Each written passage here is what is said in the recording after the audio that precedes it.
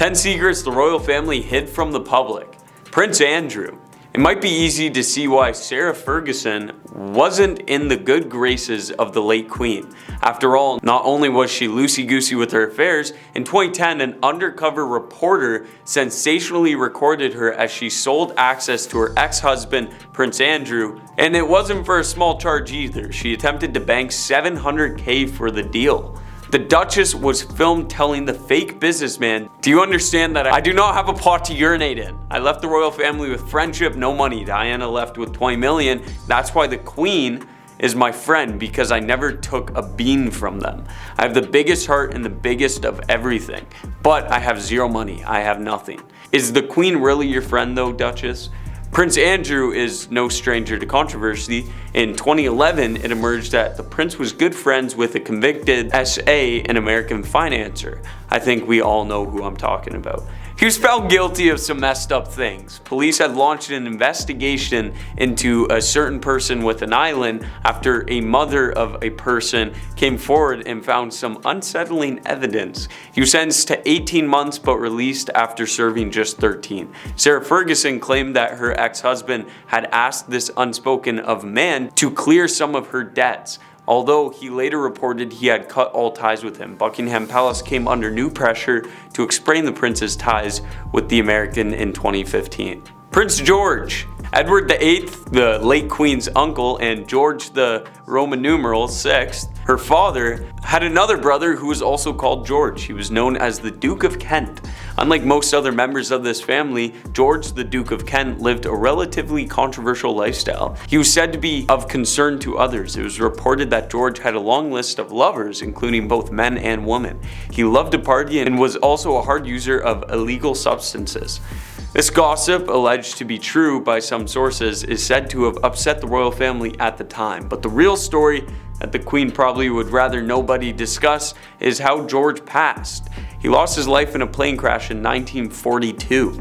But several theories suggest that due to his controversial lifestyle, he was assassinated. Now, we have to understand this could be a hoax or propaganda due to the royals being in the spotlight, but I have read about how tight their security is, and accidents, although do happen, royals are good at avoiding them, so this accident does make you think. Racism. A former BBC royal correspondent has criticized the royal family for remaining silent while Meghan Markle faced racist abuse when her relationship with Harry went public. Peter Hunt, who worked for the BBC for 30 years, including 17 of those years covering the royals until leaving the corporation in 2017, said the palace should have publicly condemned the abuse. In November 2016, Harry released a statement in which he condemned coverage of his new partner. Meghan Markle has been subjected to a wave of abuse and harassment, it said, highlighting the racial undertones of comment pieces and the outright sexism and racist of social media trolls and web article comments. Hunt said that while Harry had spoke out, there was silence from the institution. He added, "There was an opportunity where the institution could have made it very clear this was not something they tolerate." He said part of the issue was the royal household's reluctance to rock the boat with elements of the media, some of whom have been openly critical of the Sussexes. "Media need royals, royals need media," he said. That was a very caveman explanation. Wary of unnecessarily aggravating them, they intermediately complain and privately exasperate, but very focused on trying to keep them on side. The previous coverage of Meghan has come under scrutiny following the revelation not this week, it was actually a while ago, that the Duchess of Sussex had faced. Discussing very real threats on her life, former head of Counter Not Nice People at the Met Police revealed a number of threats emanating, that's the word, from the far right had been made against the Duchess of Sussex. If you'd seen the stuff that was written and you were receiving it, if you don't know what I know, you would feel under threat all the time, Neil Basu told Channel 4 News. Me. The royal family hides me from the media, but I want to come out and say, they can't hide me anymore. I'm the late Queen's long-lost grandchild, and I'm making my comeback to the monarchy. My name is Sir Prince Queen Princess King Von of the 12th line of monarch of Great Britain's Windsor Eastern Europe IV, and I am a descendant from the royals above me. What? Bro, what are you talking about, man? Family has hid me for my staggering appearance and straight teeth. No royal except for Kate and Meghan should have straight teeth. But I'm back and I look the monarch straight in the eyes and I say, shame on you. I miss my family and they treated me like an outlaw. Daddy, chill. What the hell is even that? What? I hate tea. Who cares, Uncle Will? Okay, I wear ripped jeans and I wear socks and sandals. William, I'm family. I'm your nephew. Love me for who I am and not for who I am not. And let me eat at the palace once more. Stop it. Get some help. For I am Sir Prince Queen Princess King Vaughan, the 12th line of monarch of Great Britain's Windsor Eastern Europe the 4th. And I will be on the throne, and I will be the change the monarchy needs, for it's my dedicated duty to ban tea and teach Brits to drink coffee like normal people. I stand here before the monarch in dismay to what I've been through. You can no longer hide me. Markle family. No one in the Markle family seems to get along. Both half-sister Samantha and half-brother Thomas Jr. have made allegations in the public media that the other sibling has been cut out of the family. Furthermore, despite Prince Harry making a comment that the royals are like the family she never had, one family member suggests that's not the case. She's had a really good family, said Thomas Markle Jr. We were close as we could be, as tight as we could be. That's what we were. In fact, it was revealed last minute that Markle's dad would not be attending the royal wedding, as we know. Confirming the news, she said, sadly, my father will not be attending our wedding. I've always cared for my father and hope he can be given the space he needs to focus on his health. Meanwhile, her reaction behind closed doors was much less matter of the fact. Apparently, the shocking news of his absence reduced both Meghan and Harry to tears. After turning up to Kensington Palace unannounced, Samantha was overcome with online abuse. However, she hit back in support of her shared father with Meghan, saying that the Duchess should bow to daddy. Oh my god, foreplay. Accusing her half-sister of giving fake waves and smiles and not giving time to the one that was always there for her. Samantha simply wanted Meghan to reach out to her father so he could know she is well, happy, and to touch base. Also, if you didn't know, Meghan Markle's other sibling, the half-brother, he's in jail. Bad blood. Diana's interview and voice recordings say one thing and the royal family says another, so we'll never know for certain exactly what went down between the People's Princess and the family of her ex-husband, aka the royal family.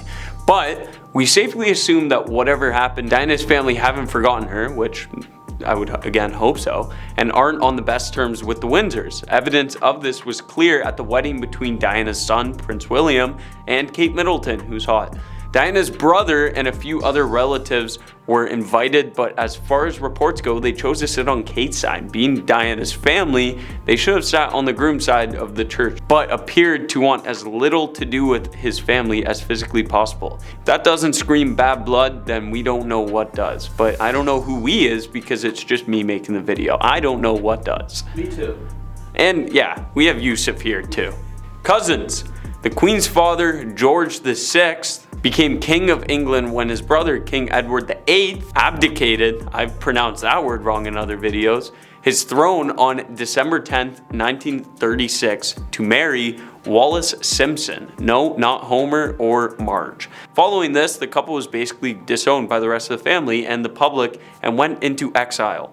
Recent findings show that this is more than just a love story. Edward and Wallis weren't fit to be rulers of the United Kingdom because of their interests and beliefs that they held. It's been alleged that the two were German soldier sympathizers, fueled by Edward's pride of his German heritage and Wallis's love affair with a German soldier before meeting Edward. And no, not the current German soldiers, I mean back in the WW2 era. They weren't the greatest of people. The couple visited the man himself in October of 1937, and you know who I'm talking about, don't lie to me. And it's been said that the man wanted to put Edward back on the British throne as his own puppet. They are not the only cousins that they hid either, but the ones I will be talking about next were hid for unfair reasons. The issue of mental illness has traditionally been taboo, according to the royal family, and though the royal family are now more open to discussing the realities of it, we're not sure what would happen if a member of the family was diagnosed with any mental or intellectual condition. But back in the 1940s, two members of the family were born with disabilities, and they were hardly spoken about in public. Nerissa and Catherine Bowles-Lyon were first cousins to the late Queen Elizabeth and nieces to her mother. Suffering from mental disabilities, the girls were put into homes that would care for them and were hardly ever mentioned by any member of the family. The nurses at the institution claimed that no family members came to see the girls, but the family denies this. I say major shame. Dogs. The late Queen's only daughter, Princess Anne, might be more careful about getting caught up in scandals than her brothers, Prince Charles and Prince Andrew and Prince Edward, but she hasn't been able to totally escape the tabloids. The princess came under fire in 2002, the year I was born, when one of her English Bull Terriers got loose while she was putting it in the car and attacked 2 boys nearby. After the incident, the princess and her husband were taken to court and ordered to pay a fine, which went down in history as the first time a senior royal was charged with a criminal offense. The fine was the extent of the punishment, which enraged the families of the victim. In 2003, the same dog tragically attacked and took the life of one of the Queen's most treasured corgis. Shame on that dog, but it's a corgi. Party siblings. The late Queen was arguably the most perfect person in the family, judging by the way she used to present herself to the public. She always seemed to have said the right thing and always seemed to have done the right thing and was never caught in an embarrassing moment. Her late sister, Princess Margaret, was a different story.